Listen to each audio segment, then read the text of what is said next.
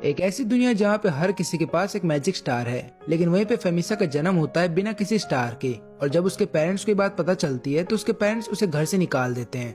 अब यहाँ तक कि विलेज के बाकी सब लोग भी फेमिसा से नफरत करने लगते हैं। तो फेमिसा अपनी लाइफ बचाने के लिए गांव से बाहर चली जाती है और उसी दौरान उसको एक स्लाइम मिलता है जो कि उसकी पूरी जिंदगी बदल देता है, और वो उस स्लाइम का नाम रखती है सोरा। तो कहानी की शुरुआत होती है एक आदमी से जो कि कार्विंग का काम कर रहा होता है एक लकड़ी पे। तभी उसको एक बच्चे के रोने की आवाज आती है। वो जल्दी से अपने घर में भागते हुए जाता है और उसको पता चलता है कि उसकी एक बेटी हुई है। वो बहुत ही प्यारी और दिखने में बहुत सुंदर है। फिर उसकी वाइफ पूछती है कि तुम इसका नाम क्या रखोगे, और वो बोलता है कि मैं इसका नाम फेमिसा रखूंगा। और इसके कुछ समय बाद फेमिसा बड़ी हो जाती है और उसके फादर सबके लिए एक नया घर बना रहे हैं। फेमिसा उस जगह जाती है और अपने फादर को बोलती है कि कुछ खा लीजिए। फिर सब लोग मिल करके खाना खाने लगते हैं। यहाँ पे फेमिसा का बड़ा भाई भी होता है जो कि अपने फादर की मदद कर रहा होता है घर बनाने के लिए। तभी खाना खाते समय फेमिसा के गले में ब्रेड का टुकड़ा अटक जाता है। तभी उसके फादर पानी को क्रिएट कर देते हैं अपनी मैजिक की मदद से और फेमिसा को पानी पिला देते हैं। तभी उसका बड़ा भाई बोलता है कि तुम्हें आराम से खाना चाहिए, नहीं तो खाना तुम्हारे गले में अटक जाएगा।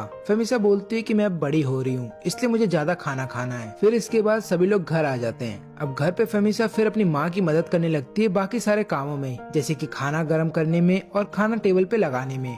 तब उसका बड़ा भाई उसको चिढ़ाते हुए बोलता है कि तुम्हें मैजिक सीख लेना चाहिए, जिसकी मदद से तुम बाकी सारे काम आराम से कर लोगी। लेकिन तभी उसकी माँ बीच में आ जाती है डिफेंस के लिए। वो बोलती है कि तुम चिंता मत करो, मेरी बेटी बहुत जल्द ही मैजिक सीख लेगी और वो खुद से सीखेगी सारी मैजिक। और इसके बाद सभी लोग एक परिवार की तरह बैठ करके खाना खाते हैं। और खाना खत्म हो जाने के बाद फेमिसा अपने टॉय से खेलने लगती है और वो बोलती है कि मेरा बर्थडे आने वाला है। तभी उसके फादर बोलते हैं कि हाँ हमें पता है और मैं इस बार तुम्हें एक स्पेशल गिफ्ट दूंगा। और फिर उसकी माँ बोलती है कि इस बार तुम्हारा 5th बर्थडे आने वाला है, क्या तुम एक्साइटेड हो।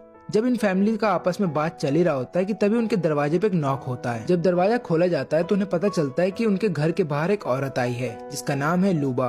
वो इस विलेज की फॉर्चून टेलर है, यानी कि वो किसी का भी भविष्य बता सकती है। वो बताती है कि मैं यहाँ पे आई हूँ ताकि मैं फेमिसा को कॉन्ग्रेचुलेट कर सकूँ उसके 5th बर्थडे के लिए और उसको गुड लक चार्म दे सकूं ताकि वो आने वाले समय में अच्छी मैजिक पावर को सीख सके। तभी लूबा को उस समय का याद आने लगता है जब वो पहली बार फेमिसा से मिली थी, जब फेमिसा केवल 2 साल की थी। और लूबा को पता चल गया था कि फेमिसा अपने ही पुराने इस जन्म के बारे में जानती है, इसलिए उसने कहा था फेमिसा से कि अपने पुराने जन्म के बारे में किसी को मत बताना, नहीं तो इसकी वजह से तुम्हें प्रॉब्लम हो सकती है। और फेमिसा वादा करती है कि मैं इसके बारे में किसी को नहीं बताऊंगी। अब हम देखते हैं यहाँ पे प्रेजेंट का सीन। लूबा यहाँ पे प्रेयर कर रही होती है फिनिसा के लिए और उसको बोलती है कि तुम हमेशा खुश रहना और जिंदगी में वही करना जो तुम्हें सही लगता हो। यहाँ पे लूबा ये बोल करके जा रही होती है, लेकिन जब लूबा उनके घर से बाहर निकल जाती है तो वो फिर से पीछे मुड़ के देखती है उनके घर को, और यहाँ पे लूबा थोड़ी सी परेशान लगती है। इसके बाद वो बड़ा दिन आ जाता है जिस दिन फिनिसा का बर्थडे है, यानी कि आज फिनिसा पूरे 5 साल की हो चुकी है और उसका परिवार आया होता है चर्च में। प्रेयर खत्म हो जाने के बाद फादर फिनिसा से बोलते हैं कि आज हम तुम्हारे मैजिक पावर को जगाएंगे। वो उसको बोलते हैं कि इस होली वाटर को टच करो, और उसको टच कर लेने के बाद फेमिसा वहाँ से चली जाती है। फिर फादर वहाँ पे आते हैं और कुछ मैजिक पावर का इस्तेमाल करके वाटर के अंदर से एक बबल निकालते हैं, और इसी बबल के अंदर मैसेज होता है फिनिसा के लिए कि उसके पास किस तरीके की मैजिक पावर है। वो बबल बताता है कि फिनिसा के पास एक ऐसी स्किल है जिसका नाम है टैमर स्किल, यानी कि वो किसी भी बड़े मॉन्स्टर को अपने काबू में कर सकती है। इस बात को सुनते ही उसके पेरेंट्स खुश हो जाते हैं, लेकिन यहाँ पे फिर फादर चेक करने लगते हैं कि फेमिसा के पास कितने मैजिक स्टार्स हैं। लेकिन उन्हें इस बात का पता चलता है कि फेमिसा के अंदर कोई भी मैजिक स्टार नहीं है, और ये बात पता चलते ही फादर गुस्सा हो जाते हैं और वो उसकी फैमिली से बोलते हैं कि यहाँ से चले जाओ, तुम्हारी बेटी के अंदर कोई भी मैजिक स्टार नहीं है, तुमने मेरा वक्त बर्बाद किया है। और अगर तुम्हें ये लगता है कि मैं तुमसे झूठ बोल रहा हूँ तो पहली बात तो ये कि होली वाटर के अंदर से निकला हुआ मैसेज कभी झूठ नहीं होता। फिर घर पे फेमिसा के फादर लगातार दारू पीने लगते हैं और वो फेमिसा को डांट रहे होते हैं कि घर में केवल तुम ही एक ऐसी लड़की हो जिसके पास कोई भी मैजिक स्टार नहीं है। उन्हें इतना ज्यादा गुस्सा आने लगता है कि वो फेमिसा के फेवरेट टॉय को ही तोड़ देते हैं, जिन्हें उसने खुद से कार्विंग करके बनाया था फेमिसा के लिए। फेमिसा की माँ रोने लगती है और बोलती है कि तुम तो ऐसा बिहेव कर रहे हो जैसे फेमिसा तुम्हारी बेटी नहीं है। फेमिसा कोशिश करती है अपनी माँ को शांत कराने के लिए, लेकिन तभी उसका बड़ा भाई बीच में आता है और उसके हाथ को बहुत ही तेजी से पकड़ लेता है और उसको हाथ को इतनी जोर से दबाता है कि फेमिसा को दर्द होने लगता है। यहाँ पे वो अपनी बड़ी बहन से बोलती है कि मेरी मदद करो, लेकिन उसकी बड़ी बहन उसकी मदद नहीं करती और ऊपर से ऐसा शक्ल बनाती है जैसे फेमिसा ने उसकी किडनी ही चुरा ली हो, और फिर फेमिसा को घर से बाहर निकाल दिया जाता है। मुसीबत यहाँ पे खत्म नहीं होती। विलेज में हर किसी को पता चल गया था कि फेमिसा के पास कोई भी मैजिक स्टार नहीं है, इसलिए हर कोई फेमिसा को क्रिटिसाइज करने लगता है इस बात के लिए। और ऊपर से जितने भी बच्चे होते हैं वो फेमिसा के ऊपर पत्थर मारने लगते हैं, जिसकी वजह से उसके सर से खून निकलने लगता है। और वो फिर वहाँ से जब भागने लगती है तब विलेज के हर कोई उसे घेर लेता है। वो देखती है कि हर कोई उसे ऐसे देख रहा है जैसे कि उसने सबका कुछ बिगाड़ दिया हो। उसको समझ में नहीं आ रहा होता है कि आखिरकार उसे इतना ज्यादा हेट क्यों मिल रहा है। अब फेमिसा ना तो अपने घर जा सकती है और ना तो अपने विलेज में रह सकती है, इसलिए फेमिसा वहाँ से भाग जाती है और जंगल में लगातार भटक रही होती है। तभी अचानक से बारिश स्टार्ट हो जाती है और फेमिसा को जगह ढूंढनी होगी छुपने के लिए। उसकी किस्मत अच्छी थी कि उसे एक छोटा सा केव मिल जाता है। वो वहाँ पे रहने लगती है, लेकिन तभी उसे ठंड लगती है तो वो डिसाइड करती है कि वो आग जलाएगी। लेकिन वो अपनी फायर मैजिक का इस्तेमाल भी करती है, लेकिन आग नहीं जला पाती और धीरे धीरे उसका विजन ब्लर होने लगता है और अचानक से फेमिसा बेहोश हो जाती है। जब फेमिसा की आंख खुलती है तो उसे पता चलता है कि उसके बगल में कोई है और वहाँ पे आग भी जल रही है। उसकी मदद करने के लिए कोई और नहीं बल्कि लूबा आती है। वो बोलती है कि मुझे पता था कि ये सब तुम्हारे साथ होने वाला है, इसलिए मैं यहाँ पे आ गई थी तुम्हारी मदद करने के लिए। और ये लो सूप, इसको पी लो ताकि तुम्हें अच्छा लगेगा। और वो फेमिसा को एक मैजिक बुक देती है और एक बैग देती है और बोलती है कि ये तुम्हारे काम आएगा। और उसके बाद वो फेमिसा का ध्यान रखने लगती है जैसे कि वो उसकी सगी माँ हो। और वो फिर उसको दुनिया के बारे में बताती है। वो उसको लिखना सिखाती है, पढ़ना सिखाती है और ये भी सिखाती है कि तुम्हें दुनिया में कैसे सरवाइव करना है। लेकिन एक दिन जब लूबा घर वापस नहीं आती तो फेमिसा को फिक्र होने लगती है, इसलिए वो विलेज में चुपके से जाती है इस बात का पता करने के लिए कि आखिरकार लूबा को क्या हो गया। उसका दिल टूट जाता है जब उसको इस बात का पता चलता है कि लूबा अब इस दुनिया में नहीं रही। और वहीं पे उसके फादर विलेज के चीफ से बोलते हैं कि तुम्हें मेरी बेटी की जान ले लेनी चाहिए क्योंकि उसके पास कोई भी मैजिक स्टार नहीं है। इतना सुनते ही फेमिसा अंदर से टूट जाती है। उसको ऐसा लगने लगता है कि कहीं उसके फादर ने ही लूबा की जान ले ली होगी और अब उसके फादर उसकी भी जान लेना चाहते हैं। यहाँ पे उसको इमेजिनेशन आता है जहाँ पे उसकी माँ उससे बोलती है कि अच्छा होता अगर तुम मेरे से नहीं जन्म लेती। इसके बाद विलेज का जो चीफ होता है वो सभी विलेज वालों को बोलता है कि फेमिसा के पीछे जाओ क्योंकि फेमिसा ने ही लूबा की जान ली है। इतना सुनते ही सभी विलेज वाले गुस्सा हो जाते हैं और वो सब लोग फेमिसा को ढूंढने लगते हैं उसकी जान लेने के लिए। फेमिसा फिर लगातार भाग रही होती है। उसे इस बात का पता होता है कि अगर एक बार वो पकड़ी गई तो आज उसकी जान नहीं बचेगी। वो लगातार भागते हुए जंगल के बीचों बीच चली जाती है जहाँ पे वो सेफ फील करती है और वहाँ पे वो कुछ ट्रैप्स को लगा देती है ताकि अगर कोई भी वहाँ पे आए तो उसको पता चल जाए। फिर वो अपने मैजिक बैग को बाहर निकालती है और उसके अंदर जितने भी बर्तन होते हैं या फिर कपड़े होते हैं उनको रख लेती है और उसके साथ ही साथ कुछ मेडिसिन को भी उसके अंदर रख लेती है और डिसाइड करती है वहाँ से भागने का। और यहीं से अब फेमिसा की असली स्ट्रगल स्टार्ट हो जाती है। फिर अगले दिन वो एक ऐसी जगह पहुंचती है जहाँ पे सारे कूड़े कचरे रखे जाते हैं। उन्हीं के बीच में फेमिसा को एक हथियार मिलता है, लेकिन वो हथियार बहुत ही ऊपर होता है। जब फेमिसा उसे खींच रही होती है तभी अचानक से काफी सारे हथियार गिर जाते हैं नीचे उसकी तरफ, लेकिन उसे इससे कुछ नहीं होता। वो बहुत ज्यादा खुश होती है क्योंकि उसको इसकी वजह से काफी सारे कपड़े मिल जाते हैं, मैजिक पोर्शन मिल जाते हैं और एक मैप मिलता है। तभी वहाँ पे एक आदमी आता है जो कि अपने स्लाइम्स को बोलता है कि इन कचरों को खा जाओ और इन सभी कचरों को खत्म कर दो। फेमिसा डर के मारे छुप जाती है। उसको इस बात का पता चलता है कि उसके ऊपर बाउंड्री रखी गई है जहाँ पे जो भी व्यक्ति उस विलेज के सामने उसको लेकर के आएगा, चाहे जिंदा या फिर मुर्दा, उसको मुंह मांगी कीमत दी जाएगी। फेमिसा फिर उधर से भागने लगती है और रात होने के बाद एक पेड़ के नीचे अपनी रात गुजारती है। अगले दिन फेमिसा कहीं जा रही होती है कि तभी पानी के अंदर से काफी सारे स्लाइम्स उसके पास आने लगते हैं। फिर फेमिसा लगातार भागने लगती है उन स्लाइम से बचते हुए, लेकिन वो स्लाइम उसका पीछा करने लगते हैं। तभी फेमिसा एक हील के नीचे से गिर जाती है और गिरने की वजह से उसको चोट लग जाती है, लेकिन वो अपनी हीलिंग पोर्शन का इस्तेमाल करती है अपनी चोट को भरने के लिए। जब वो उठती है तो उसको पता चलता है कि उसके सामने बहुत ही खूबसूरत लेक है। वो डिसाइड करती है यहाँ पे नहाने का। पानी के अंदर जाते ही उसको बहुत ज्यादा रिलैक्स फील होता है और यहाँ पे फिर फेमिसा डिसाइड करती है कि अब वो और डर के नहीं भागेगी और अपनी जिंदगी को वो अपने तरीके से जिएगी। और तभी वो अपने बालों को काट लेती है लड़कों की तरह, ताकि कोई भी उसको पहचान ना पाए। फिर मैजिक बैग के अंदर से लड़कों के कपड़े निकालती है और उसको पहन लेती है। अब यहाँ पे फेमिसा को एक नया नाम भी चाहिए होगा तो वो अपना नाम रखती है आइवी। फिर अगले दिन जब वो अपना सफर स्टार्ट कर देती है और कहीं जा रही होती है तभी उसको आवाज आती है। फिर वो घास में देखने लगती है कि आवाज कहाँ से आ रही है, तो उसका ध्यान जाता है स्लाइम के ऊपर। फिर वो मैजिक बुक के अंदर देखने लगती है स्लाइम के बारे में, तो वहाँ पे लिखा होता है कि इस स्लाइम का कोई भी नाम नहीं होता और ये अपनी प्रजाति में सबसे कमजोर होते हैं। फिर वो बोलती है कि तुम भी मेरी तरह हो, मैं भी बहुत ही कमजोर हूँ और मेरे भी अपने लोगों ने ही मुझे निकाल दिया।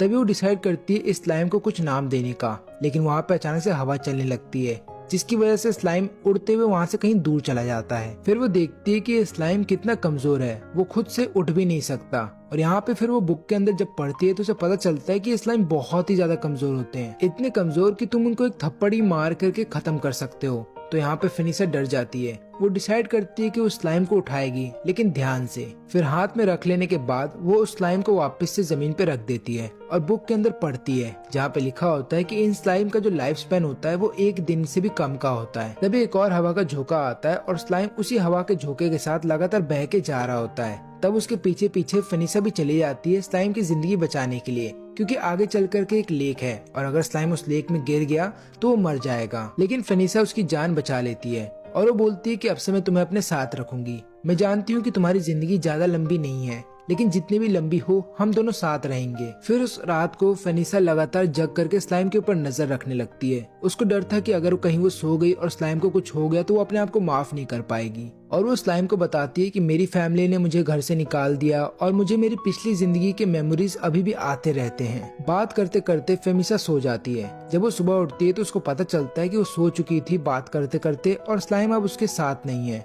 इस बात को सोचते वो दुखी हो जाती है और रोने लगती है, लेकिन फिर वो डिसाइड करती है कि उसे आगे बढ़ते रहना होगा और वो अपना मैप निकालती है ये डिसाइड करने के लिए कि उसे कहाँ जाना चाहिए। लेकिन उस मैप के अंदर छुप के बैठा होता है स्लाइम। उसको देखते ही वो खुश हो जाती है और उसको ऐसा लगता है कि शायद बुक के अंदर कुछ चीजें सही नहीं दी गई हैं। फिर वो और भी ज्यादा पढ़ने लगती है इस स्लाइम के बारे में, ताकि वो इस स्लाइम को ट्रेन कर सके और अपने साथ रख सके। उस बुक के अंदर लिखा होता है कि इस स्लाइम के पहले तुम्हें एक नाम देना होगा। वो सबसे पहले तो स्लाइम को टच करती है, जिसके बाद स्लाइम चमकने लगता है और क्योंकि स्लाइम का कलर भी ब्लू है तो यहाँ पे वो नाम देती है सोरा। नाम मिलते ही वो स्लाइम का जो सिर होता है वो चमकने लगता है और उसके ऊपर एक डिजाइन सा बन जाता है, जिसके बाद फिनिशा समझ जाती है कि अब उसने स्लाइम के साथ अपना कनेक्शन बना लिया है। और फिनिशा को यहाँ पे पहली बार उसका सच्चा दोस्त मिलता है। फिर खाने के लिए फिनिशा एक ट्रैप बिछाती है और उसके अंदर एक चूहा फंस जाता है। फिर फिनिशा उस चूहे के सबसे पहले तो स्किन को अलग करती है और उसके टुकड़े को एक बनाना लीफ के अंदर बांध के रख देती है और उस खाने को बैग के अंदर डाल लेती है और सोरा को बोलती है कि आज हमें रात में अच्छा खाना खाने को मिलेगा। फिर वो मैप के अंदर ढूंढने लगती है कैपिटल को, लेकिन वो कैपिटल मैप के अंदर दिखता ही नहीं। तो डिसाइड करती है कि वो आसपास के विलेज के अंदर जाएगी ताकि उसे एक अच्छा मैप मिल सके। तभी कुछ आवाज आने लगती है और यहाँ पे फिनिशा डर जाती है कि कहीं सोरा को कुछ हो ना जाए, इसलिए वो सोरा को अपने बैग के अंदर डाल देती है और एक पेड़ के ऊपर चढ़ जाती है और वो दूर से देखती है कि वहाँ पे काफी सारी चींटियां आ गई हैं। ये मामूली चींटियां नहीं है, ये एक ऐसी चींटियां हैं जो किसी इंसान की भी जान ले सकती हैं। फिर उन चींटियों के वहाँ से चले जाने के बाद आईवी नीचे आ जाती है। फिर वो सोरा को जब अपने बैग से बाहर निकालती है तो उसको पता चलता है कि सोरा का वजन बढ़ गया है, लेकिन उसका इस बात पे ज्यादा ध्यान नहीं जाता। उसका इस बात पे ज्यादा ध्यान जाता है कि उसके चेहरे पे कट लग गया है। फिर वो अपने मैजिक पोर्शन का इस्तेमाल करती है उसको हील करने के लिए, लेकिन सभी पोर्शन खत्म हो जाते हैं उसके उस चोट को भरने के लिए। इसलिए आईवी डिसाइड करती है कि उसे जल्द से जल्द पास के विलेज में जाना होगा। जब वो विलेज में जा रही होती है तब वो देखती है कि पेड़ के ऊपर उसके काफी सारे पोस्टर्स लगे हुए हैं और उसके ऊपर उसके लिए बाउंटी भी रखी गई है। तब यहाँ पे आईवी को गुस्सा आ जाता है और वो लगातार पोस्टर को फाड़ रही होती है और बोलती है कि अब मैं फिनिशा नहीं रही। फिर आईवी एक विलेज में पहुंचती है और यहाँ पे आती है वो एक चीज देखती है कि यहाँ पे हर कोई छोटे छोटे कामों के लिए मैजिक का इस्तेमाल कर रहा है। वो सोचती है कि उसे अपना मीट बेच देना चाहिए, जिसकी मदद से उसे काफी सारे कॉइन्स मिल जाएंगे, लेकिन उसे इस बात का डर था कि कहीं उसकी आइडेंटिटी सबके सामने रिवील ना हो जाए, इसलिए वो चुपचाप बुचर शॉप के बगल से जा रही होती है। लेकिन एक आदमी उसे रोक लेता है और बोलता है कि क्या गड़बड़ है, तुम यहाँ पे क्यों आई थी और फिर अचानक से यहाँ से क्यों जा रही हो। तब वो बोलती है कि मैं यहाँ पे मीट बेचने आई थी और वो उसको सारे मीट दे देती है। वो बुचर शॉप का ओनर बोलता है कि ये मीट फ्रेश है, इसलिए मैं तुम्हें इसके बदले अच्छे पैसे दे सकता हूँ। फिर पैसे मिल जाने के बाद आईवी चली जाती है एक बेकरी शॉप में और अपने लिए कुछ ब्रेड्स लेती है। यहाँ पे वो ब्रेड लेकर के बहुत खुश होती है क्योंकि आखिरकार में वो पहली बार कुछ अच्छा खा पाएगी। वो ब्रेड को 2 टुकड़ों में बांट देती है, एक टुकड़ा अपने लिए रखती है और दूसरा सोरा को दे देती है, लेकिन सोरा यहाँ पे ब्रेड को खाता नहीं। अगले दिन आईवी फिर से मीट इकट्ठा करने लगती है पैसे के लिए, लेकिन वो यहाँ पे देखती है कि काफी सारे कूड़े और कचरे वहाँ पे रखे गए हैं, तो वो वहाँ पे सोरा के साथ चली जाती है। यहाँ पे उसे काफी सारे हीलिंग पोर्शंस मिलते हैं, लेकिन उनमें से ज्यादातर एक्सपायर थे। लेकिन वो जब ब्लू पोर्शंस को अलग कर रही होती है तभी अचानक से सोरा उन सभी ब्लू पोर्शन को अब्सॉर्ब कर लेता है और आईवी जब उसे रेड पोर्शन देती तो यहाँ पे सोरा मना कर देता है उसको अब्सॉर्ब करने के लिए। फिर से आईवी चली जाती है मीट को बेचने के लिए, उससे उसको पैसे मिलते हैं और वो फिर बेकरी शॉप चली जाती है अपने लिए ब्रेड खरीदने के लिए और वो खुद ब्रेड खाती है और यहाँ पे सोरा को देती है उन ब्लू पोर्शंस को अब्सॉर्ब करने के लिए। फिर एक दिन जब वो विलेज में घूम रही होती है तो उसको दिखते हैं कुछ लोग जो कि उसी की तलाश में हैं।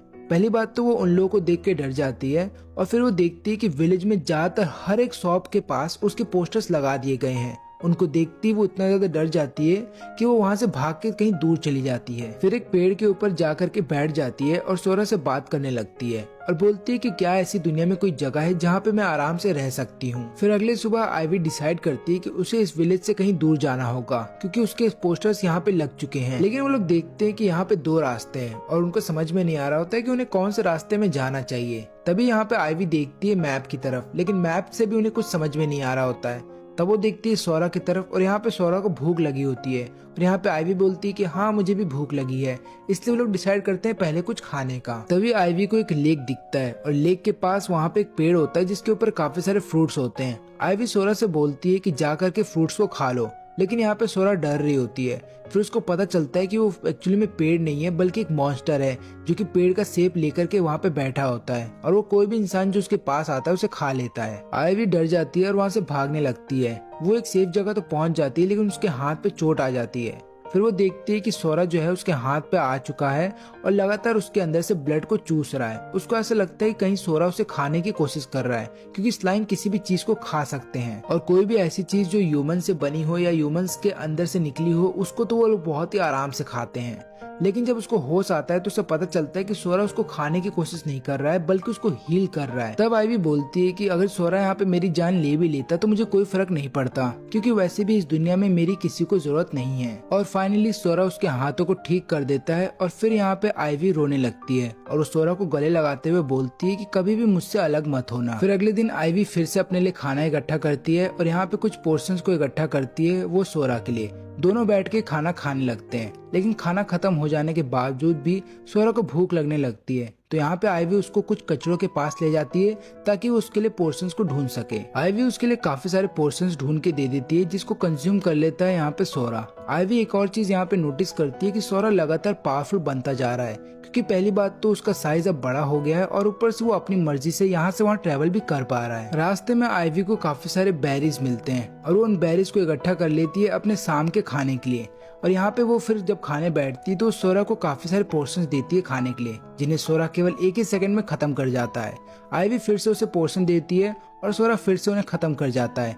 आइवी को लगता है कि अगर इसी रफ्तार से पोर्शंस को खाता रहा तो उसके पास एक भी पोर्शन नहीं बचेगा फिर सोरा को देने के लिए। इसलिए वो सोरा को एक कहानी सुनाने लगती है ताकि सोरा सो जाए। वो बोलती है कि ये कहानी मैंने अपने बचपन में सुनी थी। एक समय था जब पूरी दुनिया में लड़ाई चल रही थी। तब राजा ने काफी सारे मैजिशियंस को इकट्ठा किया था और उनसे पूछा था कि मुझे फ्यूचर के बारे में बताओ कि ये लड़ाई कहाँ जाके खत्म होगी। सभी मैजिशियंस ये बात बताते हैं कि ये लड़ाई तब खत्म होगी जब इस दुनिया का ही अंत आ जाएगा, यानी कि इस लड़ाई के खत्म होते होते ये दुनिया ही खत्म हो जाएगी। फिर सभी मैजिशियंस ने मिल करके एक पावरफुल स्पेल का इस्तेमाल किया जिसके बाद एक बच्चा किसी और ही दुनिया से अंदर आया इस दुनिया में और उसके बाद उसने इस वॉर को रोक दिया। और ये कहानी सुनाते सुनाते आइवी सो जाती है। अगली सुबह जब आइवी की आंख खुलती है तो वो देखती है कि सोरा बहुत ज्यादा एक्साइटेड है। जब वो अपना बैग चेक करती है तो उसे पता चलता है कि सोरा ने सभी मैजिक पोर्शंस को पहले ही खा लिया है। फिर वो वापस से अपने ट्रैप को चेक करने जाती है कि उसके अंदर कोई चूहा फंसा है कि नहीं, लेकिन इस बार कोई चूहा नहीं बल्कि एक सांप जाके उस ट्रैप में फंस जाता है। आइवी को लगता है कि मैं इस सांप को भी शायद बेच पाऊंगी, इसलिए वो उसे एक कपड़े के अंदर बंद कर लेती है और उसको बेचने के लिए अपने साथ ले जा रही होती है। रास्ते में उसको एक आवाज आती है और यहाँ पे सोरा वो आवाज सुनते ही डर जाता है। फिर आइवी उस रास्ते चली जा रही होती है जहाँ से उसको वो आवाज सुनाई दी थी। उस रास्ते में वो देखती है कि वहाँ पे एक हॉर्स मरा पड़ा है और काफी सारे लोगों की डेड बॉडी वहाँ पे पड़ी है। आइवी वहाँ से डर के भाग जाती है और भागते भागते टाउन में जाके पहुँच जाती है। फिर वो ढूंढने लगती है कि उसे ये सांप कहाँ पे बेचना चाहिए। तभी वो एक रूम में पहुँच जाती है जहाँ पे काफी सारे लोग होते हैं। उनमें से एक आदमी पूछता है कि तुम्हारे बैग के अंदर क्या है। वो बोलती है कि एक सांप है। वो लोग बोलते हैं कि तुम्हें इस सांप को किसी बुचर शॉप में बेचना चाहिए, ना कि यहाँ पे। आइवी बोलती है कि मैं इस सांप को बेचना तो चाहती हूँ, लेकिन मैं एक और बात बताना चाहती हूँ कि रास्ते में मैंने एक मरे हुए घोड़े को देखा और काफी सारे लोगों की डेड बॉडी भी वहाँ पे पड़ी हुई थी। तभी एक आदमी उसके सामने आता है और वो बोलता है कि मुझे एग्जैक्ट लोकेशन बताओ जहाँ पे तुमने ये सब चीजें देखी थी, और अगर तुम्हारी बातें सच्ची निकली तो मैं तुम्हें रिवॉर्ड भी दूंगा। आइवी उसको सारी बात बता देती है और फिर यहाँ पे वो आदमी अपने साथियों से बोलता है उस तरफ जाने के लिए। यहाँ पे आइवी को एक कार्ड दिया जाता है और उससे बोला जाता है कि अगर तुम्हारी इन्फॉर्मेशन सही निकली तो इस कार्ड को लेकर के यहीं पे आ जाना, हम तुम्हें रिवॉर्ड दे देंगे। फिर आइवी एक शॉप में चली जाती है जहाँ पे ऑनर ये देख करके हैरान होता है क्योंकि जिस सांप को आइवी ने पकड़ा होता है वो बहुत ज्यादा यूनिक होता है। उस शॉप का ऑनर आइवी को अच्छे पैसे देता है और बोलता है कि अगली बार अगर तुमने कोई और सांप पकड़ा तो फिर से यहाँ पे आ जाना। तभी सोरा को भूख लग जाती है तो आईवी लेकर के चली जाती है फिर से कूड़ेदान के पास, और वहाँ पे वो देखती है कि काफी सारे मैजिक पोर्शंस के साथ ही साथ वहाँ पे काफी सारे मैजिक बैग भी होते हैं। यहाँ पे सोरा तो लगातार मैजिक पोर्शंस को कंज्यूम कर रहा होता है, लेकिन वहीं पे आईवी लगातार इस बात को सोच रही होती है कि इन मैजिक बैग्स को कैसे कैरी कर सकती है। फिर वो अपना दिमाग लगाती है और एक के बाद एक मैजिक बैग को दूसरे मैजिक बैग के अंदर रखती जाती है। फिर वो काम खत्म कर लेने के बाद वापस से टाउन के अंदर चली जाती है। उसके सामने फिर से वही आदमी आ जाता है और वो बोलता है कि तुम्हारी इन्फॉर्मेशन सही थी, तुम्हें तुम्हारा रिवॉर्ड दे दिया जाएगा।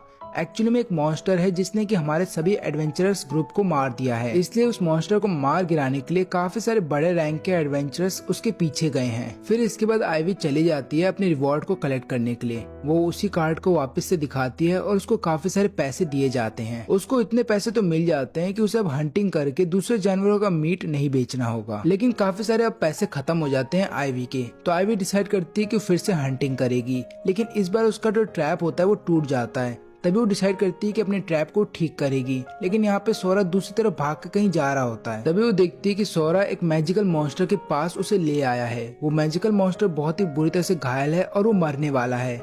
तब आईवी यहाँ पे डिसाइड करती है कि उसे इसकी मदद करनी होगी। तब आईवी बुक में देख रही होती है कि वो कैसे मदद कर सकती है, लेकिन उसे बुक में इसके बारे में कुछ भी नहीं मिल रहा होता है। वो मॉन्स्टर डर रहा होता है आईवी से। तब आईवी उसके पास जाती है और बोलती है कि चिंता मत करो, मैं भी तुम्हारी तरह डर रही थी जब एक पल मुझे लगा था कि मैं मर जाऊंगी, लेकिन मैं वादा करती हूँ कि मैं तुम्हारी मदद जरूर करूंगी। तभी सोरा अपने शरीर को बड़ा कर लेता है और उस मैजिकल मॉन्स्टर के ऊपर चढ़ जाता है और फिर लगातार उस मॉन्स्टर को हील करने लगता है। आईवी को भी यकीन नहीं हो रहा होता है कि सोरा लगातार इतना पावरफुल बनता जा रहा है कि वो अपने आप को इतना बड़ा बना सकता है। और फिर वो वेट करने लगती है जब तक सोरा उस मॉन्स्टर को हील ना कर दे। सोरा उस मॉन्स्टर को हील करने के बाद आईवी के पास आ जाता है और यहाँ पे फिर मॉन्स्टर भी उनके पास आ रहा होता है। आईवी को ऐसा लगता है कि कहीं वो मॉन्स्टर उन पर अटैक ना कर दे, लेकिन वो मॉन्स्टर उन पर अटैक नहीं करता बल्कि अपना प्यार दिखा रहा होता है और वो इन दोनों की पीछे पीछे जाने लगता है। आईवी बहुत ही ज्यादा खुश होती है क्योंकि उसे एक और दोस्त मिल चुका है। फिर आईवी डिसाइड करती है कि उसे एक नाम रखना होगा इसका, और आज से तुम्हारा नाम है सील। और इसी के साथ मैं इस वीडियो को यहीं पे खत्म करता हूँ। अगर आपको ये वीडियो अच्छी लगी हो और आपको देखना है कि आगे इनके साथ क्या क्या होता है तो इस वीडियो को लाइक करें, और जितना ज्यादा इस वीडियो पे लाइक आएगा और कमेंट आएगा मैं वादा करता हूँ मैं इसका सेकंड पार्ट उतनी जल्दी लेकर के आऊंगा। और तब तक के लिए जिन्होंने भी वीडियो आखिरी तक देखा है उन सभी का धन्यवाद।